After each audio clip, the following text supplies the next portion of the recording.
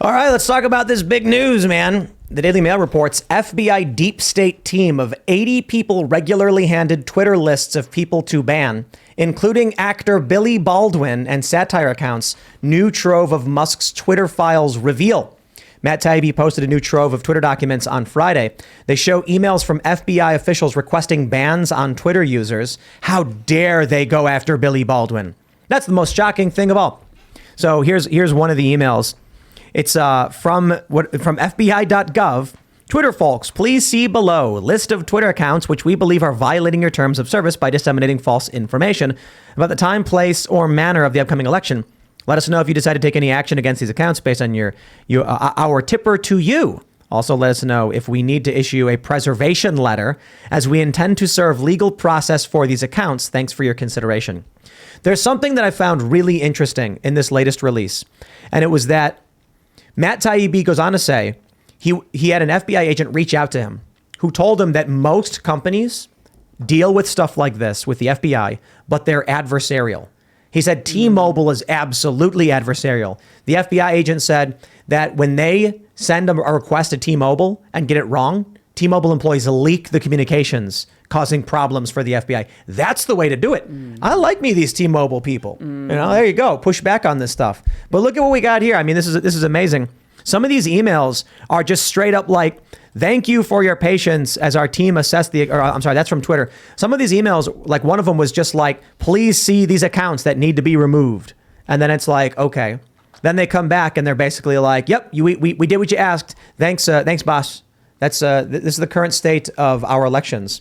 I suppose the scary thing with all of this is that 80 FBI agents shutting down jokes, satire, and what they deem to be misinformation. It's wild.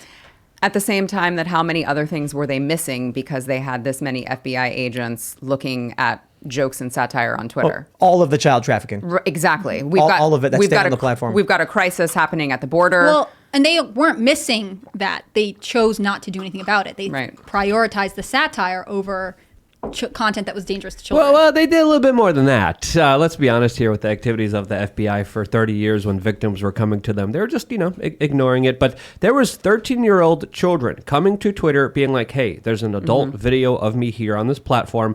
Please remove it. Twitter said no. That video got 160,000 views, 2,000 retweets. And Twitter, after they verified the identification, they're like, yeah, we're not just going to do anything about it, as they were in constant contact with the FBI. I mean, are you kidding me? And the FBI micromanaging our political discourse is not a surprise here. They're doing this not just with Twitter. They're probably doing this with YouTube. They're probably doing this with Facebook. A lot of these coordinated attacks, especially when it came to censorships, were with a lot of platforms acting together in unison, many instances.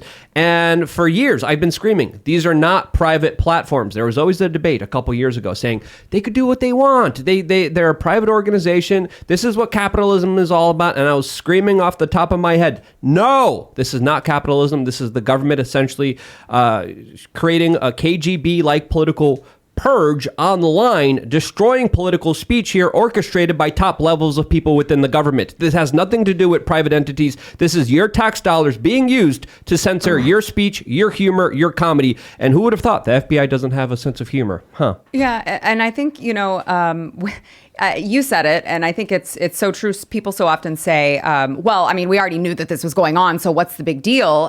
But it takes a certain level of sheer arrogance to say, we're going to accuse the other side of doing all of these things. We're going to accuse them of Russian collusion. We're going to spend 2 years and millions of taxpayer dollars to look into this, totally bogus thing. Meanwhile, we know that this is what we're actually doing. We just don't think that they're ever going to find out because we control everything. Yep. So while for the longest time, child abuse videos are on Twitter, you've got an FBI agent sitting there in his van, eating a bag of Cheetos. And he's like scrolling through Twitter, looking at all of the exploitation videos, and then he sees a guy whose name is Ultra MAGA wearing a MAGA hat saying, don't forget to vote Trump. He goes, he texts Twitter immediately like, get it off. I mean, I'd like to believe that's an exaggeration, but it's probably actually what happened. Yeah, I mean, what else? What else do you think happened here? They were giving out almost daily reports of individuals that they wanted censored by them because of comedy, because of humor, because of satire. I mean, how more egregious do you have to get? I mean, making people laugh is not a threat against national security. Unless you're the FBI and you see that as a threat, questioning, of course, mainly authority. So, I mean, I think we're only just scratching the surface here with these Twitter files. There's a lot more coming. I think there's a bigger FBI involvement here. I think there's definitely a lot more back channels with what we have seen throughout the last few years. And I think it's not just the FBI. I think there's also other branches of the government participating in these kind of larger political KGB purges, including, of course, Dr. Fauci's team, which Elon Musk actually teased was going to be released soon as well. So I'm very much looking forward to that myself. I don't know about you guys. Do you remember when they just dropped, what was it, the first or second Twitter file dump, and Elon himself said that this was a violation of the First Amendment, and people kept, calling back to him like, that's not true because it's just the Biden campaign. They weren't in office yet. You can't prove that. And, it was painfully obvious to all of us who have been paying attention that, first of all, when you have a campaign, an incoming campaign, obviously they don't lose touch with these same Twitter contacts that they had.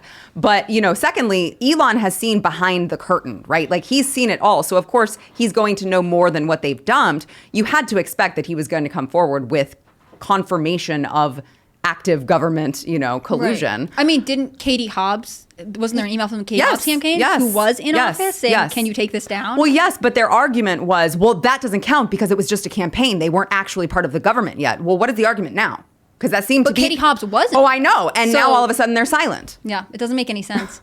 I find myself thinking, what recourse do any of these people have, though? Are we expecting that one day we'll get an email from Elon Musk saying, by the way, here is the evidence that you need to try and, if you are in a sympathetic district, get a ruling from a judge to get some kind of compensation from Twitter? What are the consequences that anyone involved in this will really face realistically? Mm-hmm. I think it's good that it's coming out, but I would like to see more, and I don't know how that's pursued. That's a great question to ask, but it's also important to add a different layer to it, because what effects did this censorship have? I think we need to ask ourselves this. What was the result of them censoring political thought and expression? Who was more in favor? Who won? Who benefited off of these censorship actions? That's a question that I think is pretty clear and obvious, but what extent was it done? I think there needs to be more investigations, more studies, and very surprisingly, Matt Gaetz came out and said that there's a lot of questions that he has for the FBI that him and his colleagues are going to be asking very soon in congressional hearings, but this is just the beginning. I think we need a whole church commission style hearing. We need a whole way just to have total transparency of exactly what's going on here, because we still are only seeing a small portion of it, and I bet you it gets more rotten, more nasty, and more seedy than we could even imagine it right now. Yeah, I agree, especially with the congressional hearings, because I mean, if history has proven anything, we heard Fauci, we know he committed perjury. We heard Jack Dorsey. It seems like he committed perjury. We've got a long list of people who seemingly commit perjury in front of Congress and nothing really happens to them. Yeah. So what are the ramifications? You go up there, you lie, you go home, everyone knows you're lying, and nothing happens. Yeah. Law enforcement, society, it's all broken. Yep. I mean, you look at almost every circumstance of street violence from the far left, there's no accountability. None. So why would, if conservatives don't respond in any meaningful way, why would any cop stick his neck out? Why would any member of Congress actually go after this? Why would any law enforcement agency actually go after this? There is no upside. It's that simple. You go to any member of Congress, Republican or Democrat, I shouldn't say any, but most of the Republicans, you go to any law enforcement agency and say, here is someone advocating for violence, doing something awful, or committing violence. And they'll say, well, if we arrest them, Antifa will show up and firebomb the precinct. If we don't got to worry about it, and conservatives won't do anything anyway. So no upside. Right. No reason to do it. But you got to back the blue, Well, if you don't back the blue, these oh, Luke, these guys, you and your statism. Listen here, you little commies here.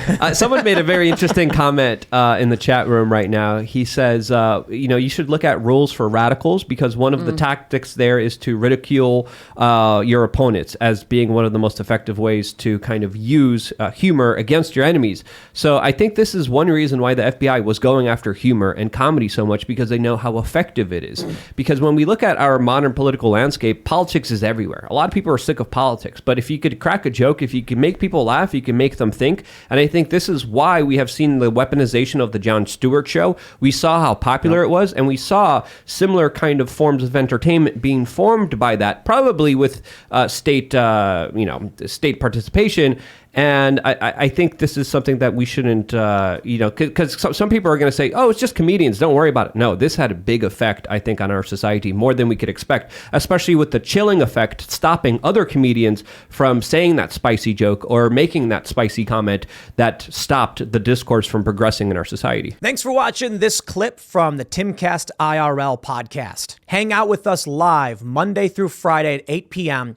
and become a member over at timcast.com for uncensored, members-only shows exclusive.